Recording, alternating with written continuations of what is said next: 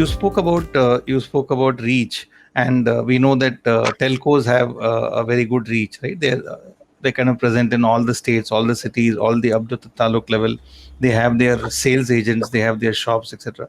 And that was the perspective why even the regulators thought it makes sense to launch something like a payment bank, and that's how quite a few payment banks started off, got approvals, because they were looking at riding on the reach of the telco, the reach of similar large retail, present firms. You think that going forward, payment banks would kind of compete with these neobanks, or neobanks would, eat their space, or kind of earn out their market share from the payment banks, or some of them would potentially morph into a neobank, etc. How do you see them coexisting and growing?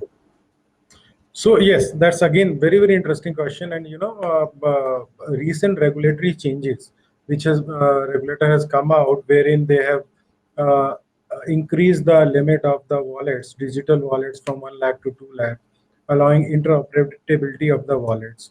Then cash withdrawal from the wallets which are issued by the third party.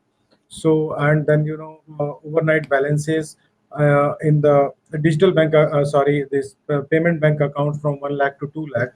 So few things which regulator has done. What they are doing, they are trying to broad base and reduce the load on the payment systems of the existing banks. Now they are making other instruments more and more relevant, because a lot of UPI transactions, while this is helping our digital drive, but somewhere our generally the bank's architecture are not defined for such a huge number of transactions. So even regulator understand that, what I feel, and that is the reason they are making other components of the payment wallets. They are making more use cases are emerging for the wallets, with the interoperability limits going up, cash withdrawal allowing for from the third party wallet. And the fourth important step which regulator has taken, and which shows the confidence of the regulator on the fintech and the tech companies, is allowing them to become the member of the settlement. Directly they can do settlements for the RTGS and NEFT with the central bank. Now this again further reduce the loads on the banks, and that was the challenge which banks even was facing. So now coming to your exact point, yes, with these few changes, the wallet is basically become a quasi saving account. And with these telcos, with the payment banks adding some fintech part to it, they are sort of a neobank. They can offer full lot of services what neobanks are offering, because now these wallets have literally becoming a saving account. Now neobanks play on the saving accounts of an individual.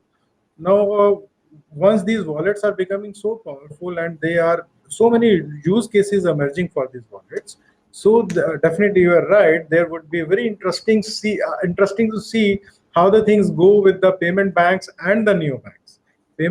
Banks will definitely, I feel, will get into the space of neobanks. But again, having said that, pie is so huge, there is a space for everybody. But very pertinent point, Rajesh, you have raised with these new regulations.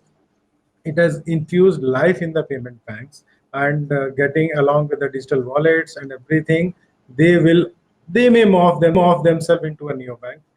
But pie is huge. There is a space for everybody.